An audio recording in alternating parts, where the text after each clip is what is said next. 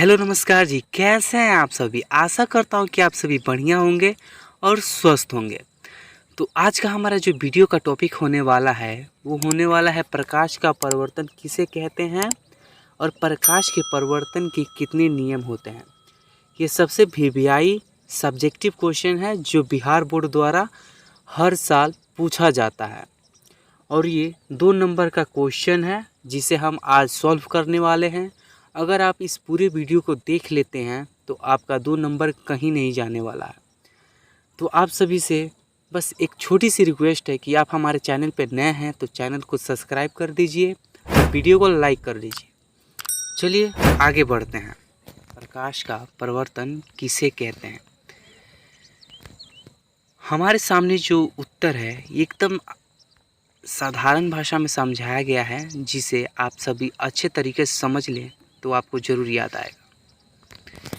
प्रकाश का परिवर्तन किसे कहते हैं। उत्तर में है किसी प्रकाश पुंज से आने वाली प्रकाश की किरणें किसी चिकनी सतह से टकराकर पुनः उसी माध्यम या दिशा में वापस लौट जाती है तो उसे प्रकाश का परिवर्तन कहते हैं। यानी कि किसी माध्यम से आने वाली प्रकाश की किरणें या किसी प्रकाश पुंज से आने वाली प्रकाश की किरणें एक चिकनी सतह से, यानी कि जैसे कि चिकनी सतह में आ जाएगा आपका मिलर आ जाएगा, फर्श आ जाएगा और उससे जो टकरा के पुनः वापस उसी दिशा में लौट जाती है, यानी कि उसी माध्यम में लौट जाती है, उसे ही प्रकाश का परिवर्तन कहते हैं। जैसे कि यहाँ पर आपको देखकर समझाया गया है।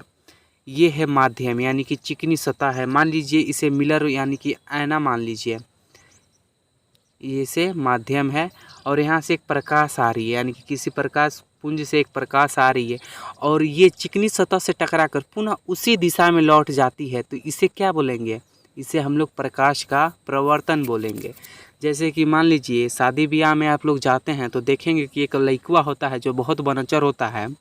वो जब जो डांस करने आती है उनके शरीर पर मतलब कि लेज़र लाइट मारता है तो गलती से वो किसी भी गाड़ी जो होता है उसके मिलर पर जाके आगे मिलर पर टकराता है ना, तो वहाँ पे टकराएगा तो पूरे उसी के ओर पूरा पुनः उसी के ओर वो जो है लेज़र लाइट का प्रकाश आएगा। तो बोलता है कि हमारे ओर क्यों आता है।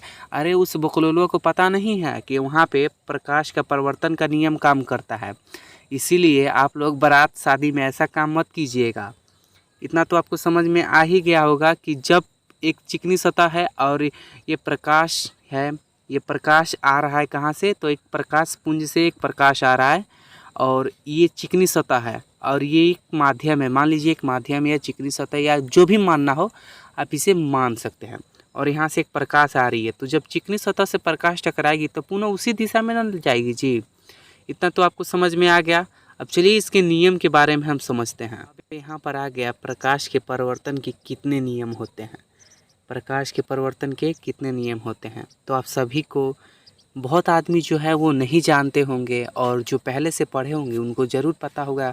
ऑब्जेक्टिव क्वेश्चन में देखे होंगे या सब्जेक्टिव क्वेश्चन हल करते समय उनको ज़रूर पता है कि प्रकाश के परिवर्तन के 2 नियम होते हैं और दोनों नियमों को हम बहुत बारीकी से जानेंगे।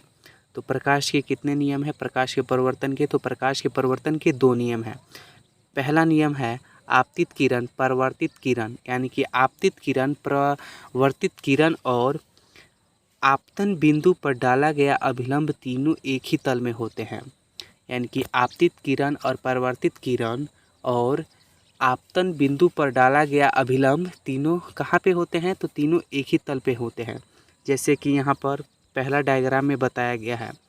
ये है आपतित किरण और ये है परावर्तित किरण और यहाँ ये हो गया एक माध्यम हो गया और बीच में जो डाला गया अभिलंब है वो तीनों कहाँ पर है, तो तीनों एक ही तल में है। जैसे कि मान लीजिए ये हो गया एक आपका सरफेस से हो गया और यहाँ से आपतित किरण आ रही है, यहाँ से परावर्तित किरण जा रही है और यहाँ पर बीच में एक डाला गया अभिलंब जिसे ये 2 भागों में विभाजित किया जाए। तो ये कहाँ, ये तीनों एक ही तल में ना है कि कोई यहाँ पर है, कोई यहाँ पर है, कोई यहाँ पर है। तो ये तीनों एक ही तल में नहीं हुआ, लेकिन ये तीनों एक ही तल में हो गया।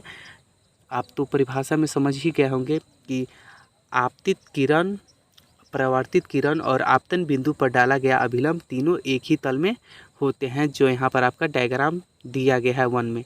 ये हो गया एक दर्पण हो गया मान लीजिए, यानी कि सरफेस, और ये आपतित किरण आ रही है, ये परावर्तित किरण जा रही है। बट बीच में जो अभिलंब डाला गया है, ये पहला हो गया, ये दूसरा, ये तीसरा, ये तीनों कहाँ पर हैं? तीनों कहाँ पे जाके मिल रहे हैं?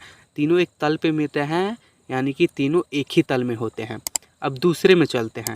दूसरा लिखा है कि आपतन कोण और परावर्तन कोण बराबर होता है, यानी कि जो आपतन कोण है और परावर्तन कोण है वो बराबर होता है।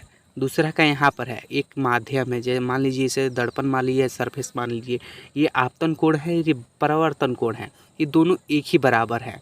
क्यों? आप इधर से माप लीजिए या इधर से माप लीजिए, या इधर से माप लीजिए या इधर से माप लीजिए, ये दोनों एक ही बराबर होंगे। अगर आपसे कोई सवाल पूछेगा ऑब्जेक्टिव की आपतन कोण 50 डिग्री है तो परावर्तन कोण कितना होगा, तो परावर्तन कोण भी 50 ही डिग्री होगा, क्योंकि आप तो पढ़े हैं, आप तो जानते हैं कि आपतन कोण और परावर्तन कोण दोनों बराबर होता है। आशा करता हूँ कि ये वीडियो आपको समझ में आई होगी, और समझ में आई होगी तो चैनल को लाइक ज़रूर कीजिएगा, वीडियो को लाइक ज़रूर कीजिएगा, चैनल को सब्सक्राइब ज़रूर कीजिएगा ऐसे ही वीडियो के लिए। तो मिलते हैं अगले वीडियो में, तब तक के लिए जय हिंद, जय भारत, वंदे मातरम।